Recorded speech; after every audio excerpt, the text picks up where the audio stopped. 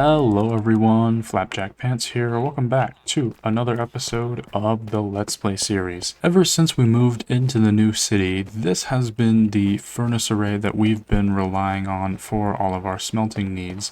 But as you can see with the fact that I'm currently running this tiny setup right here, this system is not exactly to my liking. First and foremost, it kind of doesn't work. Fuels never distribute evenly and I don't know how to fix it. Every time I take all of the fuel out and put it back in, it just gets jumbled up again. The redstone back here is really not that complicated, but over the chunk borders, the power just doesn't move over. I think something went wrong with my chunks when I crashed one time, and this furnace array just overall has not been working. Today is going to be the day that we fix all of that for good. As you saw in the montage I did at the beginning of the video, I've created a brand new portal here in our nether hub, and that's because today I want to work on a brand new base. In these tundra plains here, I'm going to build a Christmas village that basically every year around the holiday season we can add a few massive farms to. Essentially the plan with that is to have these systems be so efficient that we only have to come here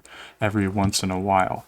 And so as you can see, I've dug out a gigantic hole here in the world, and that's because I want to fill this up with a furnace array. That's going to be the first project that we work on here in the Christmas village. Off camera, I gathered up a bunch of resources here that we're going to use today to build up our farm, and then if we have extra time on top, we can even put a little Christmas cottage. The furnace array that we're going to be working on today is going to be a 320 furnace system.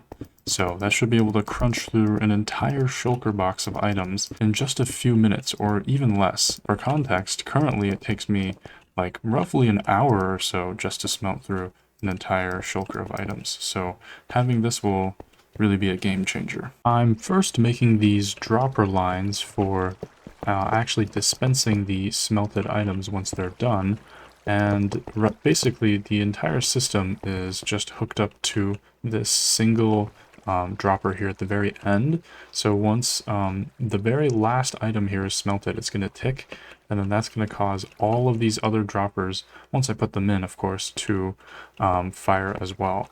So that way we can basically synchronize all of the droppers ticking. I'm using powdered snow here because that way we can get the items to kind of coalesce together. So like if we drop a whole bunch of items separately, this is 3 different entities.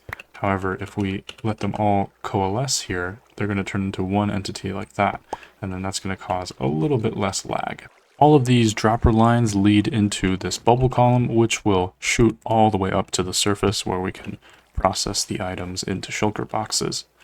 But with that all being said, I'm just going to finish this step of building the smelter.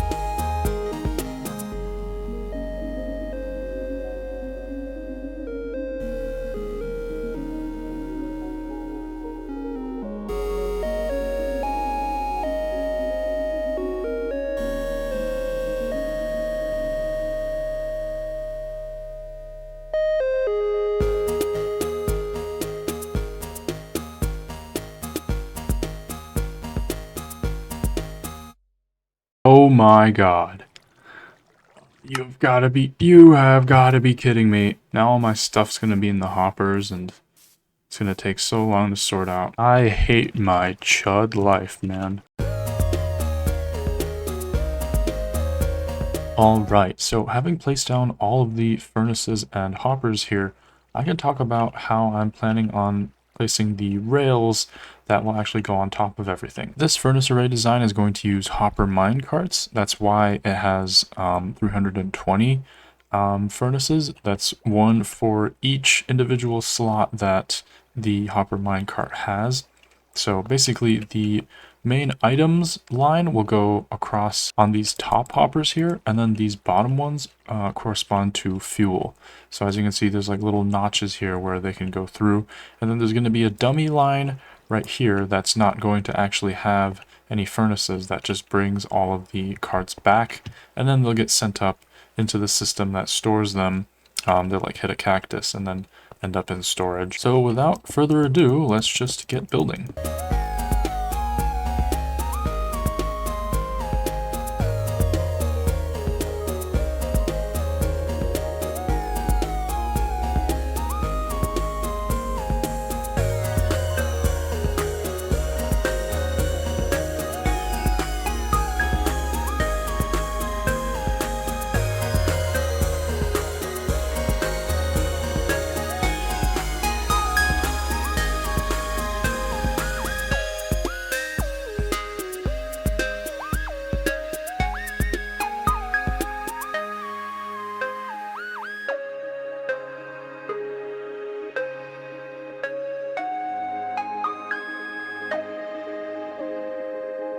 Alright, so I put down this glass floor here because we're actually going to be able to come down here through like an access ladder and walk right here in front of all of these smelters.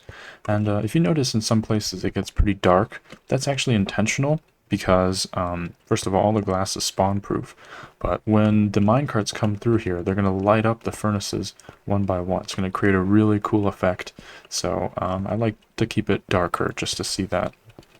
Over here though, this is kind of where the main mechanism for this entire smelter actually comes into play. So there's basically going to be these two long tubes that go all the way up to surface level where we can input shulker boxes, and then those shulker boxes will get instantly destroyed. So they're going to get pushed into lava, and then all the items are going to come instantly flying down. And then they're going to land on these two pressure plates here. So I think this one is for fuel, and then this one is for items to smelt. And then you'll notice here that when for example, I step on it myself, a clock gets activated that actually dispenses the hopper minecarts themselves. So as you can see, they're rolling through the system now. And they're going to go through all of the furnaces and then come right back here to get destroyed by the cacti. The reason we want to destroy shulker boxes is just because it's a really, really fast way to empty all of their contents. It's the fastest way, actually. But honestly, now that we have the kind of main meat and potatoes of today's entire plan done, I kind of just wanted to talk about the decorations that we're going to be putting in. You see here for the walls inside the actual smelting area, I've used sandstone and nether brick. I think they complement each other pretty nicely.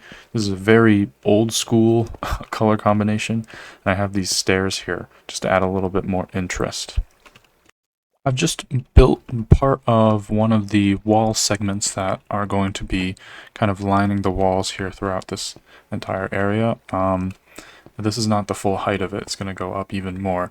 But basically what we're going to do is we're going to have like this sugarcane frame, and then a different one that has lights in it, just to kind of, you know, add a little bit more light. I want it to be dark, but not like totally pitch black. So there's going to be some lights, and then it's just going to alternate between those two. And then the ceiling on top of that, it's just going to be a normal curved ceiling. Without any further ado, let's just get started.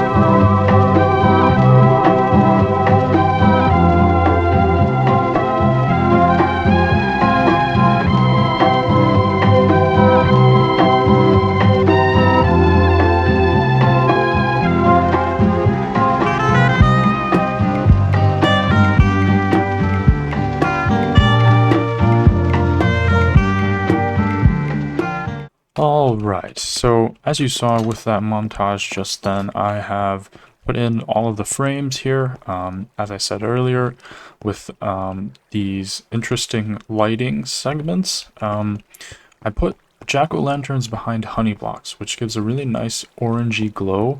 I think it contrasts really nicely with the purple and the pink colors here in our terracotta.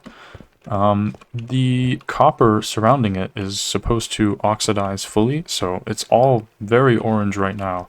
Especially these lights in the back in the dark, they give a really warm glow. But you know, these are supposed to be a more teal color. As you can see with these frames here, I used a lot more depth than I usually do, especially in the andesite walls here, which I think contrast very well with the deep slate. You know, I originally thought it might be a little bit jarring how much brighter these are compared to the deep slate, but as you can see here in the dark hallway, I actually think it works pretty well. So the ceiling is going to be just a normal curved ceiling, but I'm going to make it out of black stone and red nether brick. Now, red nether brick isn't really a color I've used much, but I kind of want to see, whoops, I kind of want to see what it looks like after we're done. And then for the lighting along the ceiling, I wanted to use soul lanterns. So we'll see how all of that looks when we're done with that.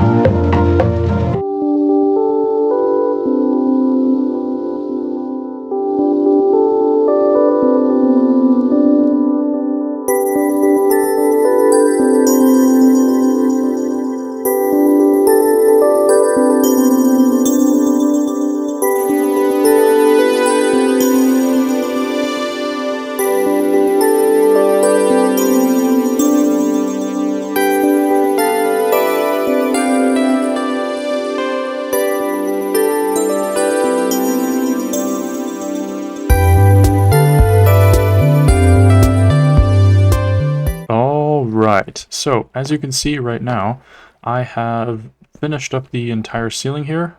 There we go, now that our night vision's off.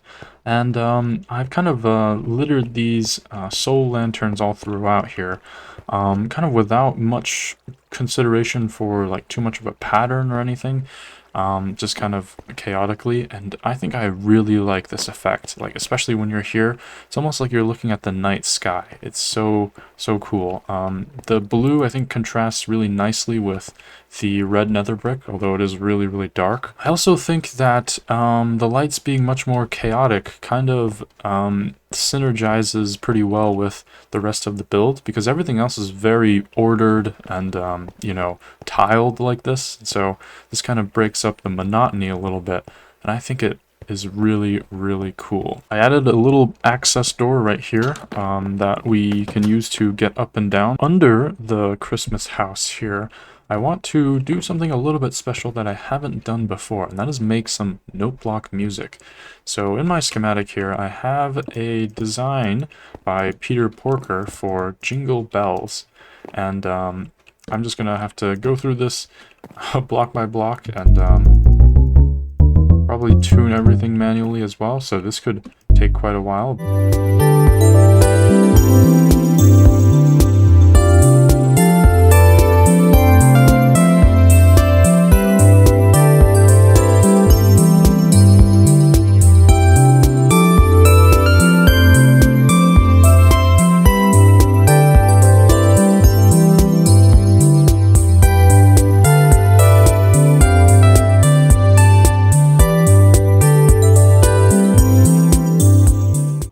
Set up this entire song, and I've linked it up to a copper bulb, as you can see right there. And the reason we're doing that is so we can attach this to a pressure plate that's in front of the front door to the building, so when we walk in we can hear the song, and then when we walk out that just turns the copper bulb off and it doesn't play it again. So without any further ado, let's just listen to this entire rendition of Jingle Bells.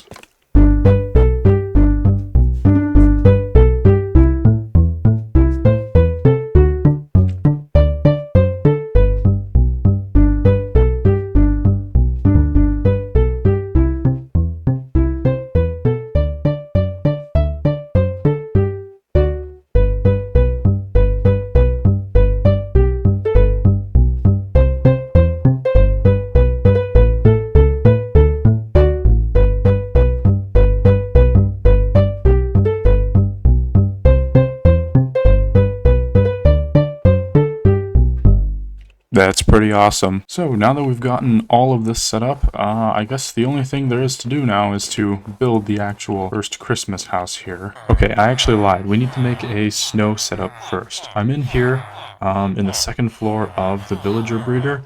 I've kind of converted this place to just storing all of my excess stone that can't fit in my main storage anymore, but we gotta set up the snow farm. So first and foremost, I want to make a basic shulker filling system so we can be digging away at our snow and then we can fill up some shulker boxes.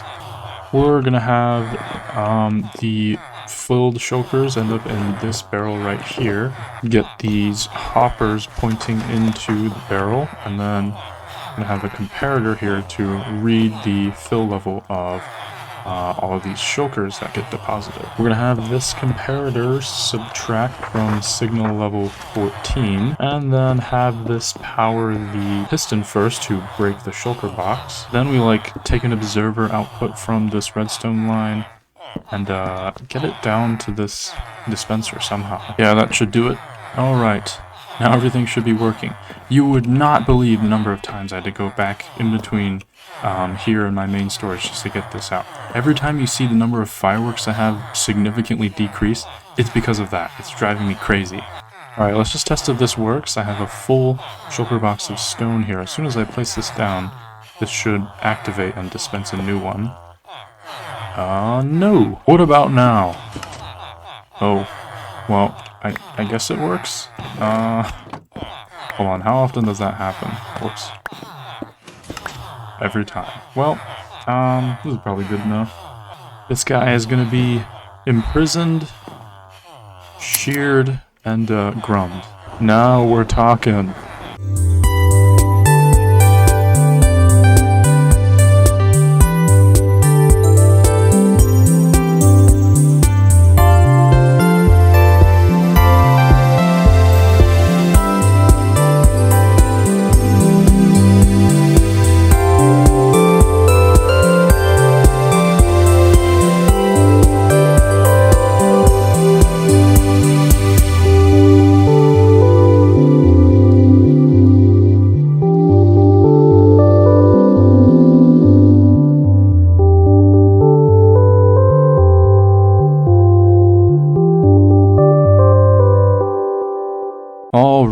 things are really coming together now. I finished up this first layer of the house here. You can see the shape I've gone for is a little bit more chaotic than usually we'd be able to do in the new city, of course, where everything's a lot more just like squares and rectangles. This is more of an interesting shape. You can see the reason I need to get those snow blocks is to put under this hedge around here. And that's just because when it snows here, all of this area is going to be snowy, but then if we didn't use snow, you'd just be able to see the grass underneath. And so that's a little strange. The walls themselves, a little bit more plain than usual. I just did a gradient of jungle to mud, just like this. Kind of shows like a bit of a shadow. There's going to be like a chimney right here, so that's why this area is cut out. But as you can see, the front door is right here, so when we step in, there we go, then the music plays. And then when we walk out, it doesn't. So that's what I was talking about earlier.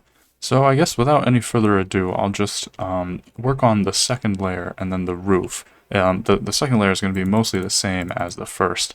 I'm not doing like two different colors like I would usually do. This house is kind of meant to resemble almost a gingerbread house, so having too many different colors would kind of drive away from that. I've just come back to base to get some glass panes, and oh my goodness, I'm in the Christmas spirit. I feel the Christmas in my veins.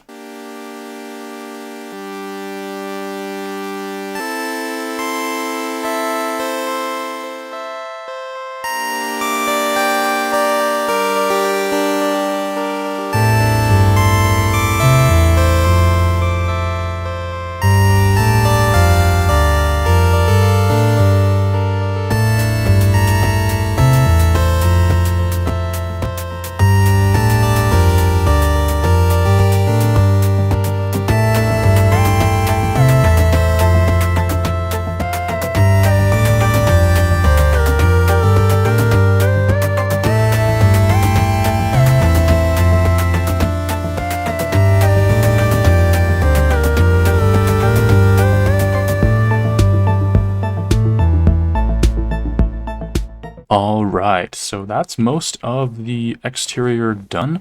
As you can see, I use the exact same shading on the bottom as the second floor. And you know, I quite like the shape of it. However, you can see here in the section of the wall closest to the roof, usually I'd put a little bit more shading on this part, but that's actually because I want to cover it up with, I actually don't know what it's called, like a Christmas vine. That's the closest word I can think of. And then we can also hang red ornaments on that. So I think that'll add a little bit more color to things. And when I tried this out before in a creative world, that just, any shading I did behind that just didn't really show up at all. So I'm going to put that in place right now.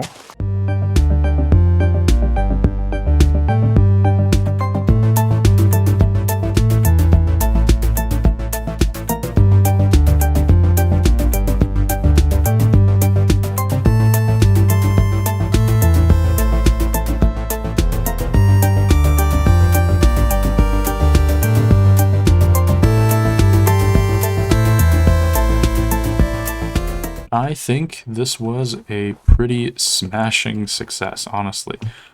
Just the red ornaments add so much more color. And I added these end rods too for lighting and also to kind of represent icicles. Just overall, I really like how this all came together. I added the snow on top of the hedges and the roof. The roof snow is all 2+ snow layers just to prevent spawning as well. And it's also thicker just because, you know, that would make sense. But now I think we need to tackle the elephant in the room, which is the interior. First and foremost, I think we should sort out these chutes to the actual super smelter. That's kind of the most important thing. So what we need are 2 dispenser systems that will really quickly destroy our shulker boxes. So basically just like that. So this entire system should be up and running.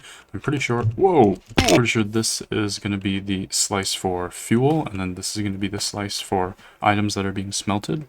I lied. It's actually the other way around. So I actually just flew back to the new city, and I picked up this shulker box of birch logs just so we can just test this system. I also have another shulker box which I'm going to fill up with fuel. It has to be multiples of 5 stacks. This is like basically 5 different batches here. Now here's the moment of truth. In the fuel box, we're going to put this, and in the items box, we're going to put this. Now, if we press the fuel button, I'm in my spectator account here so we can see what's going on.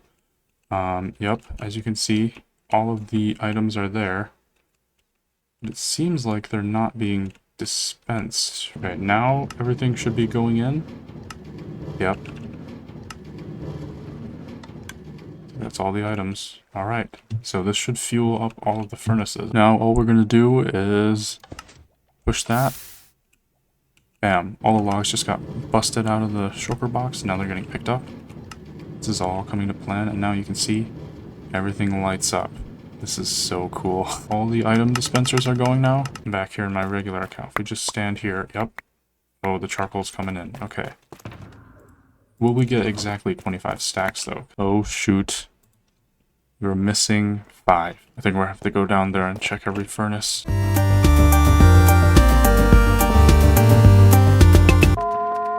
Oh my lord. Finally, dude. Oh my god. I've been at this for like 30 minutes. Alright, so it's this one. Stupid glass, probably from placing the floor.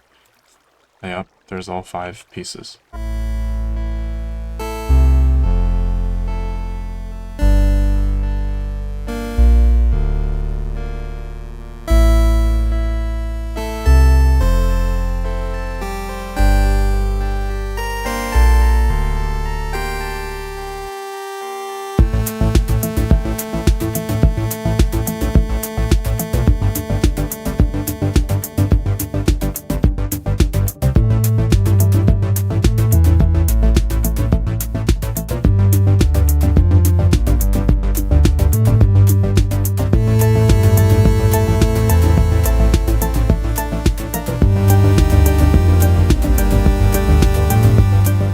Alright, so now we're fully done with our entire Christmas house. So you can see on the outside here, I've made a few small changes. I've added some brown concrete highlights here, just for like some extra texturing, and also in places that would represent like shadows, just to break up the really flat walls a little bit. I've added here this holly wreath. I think that's pretty cool.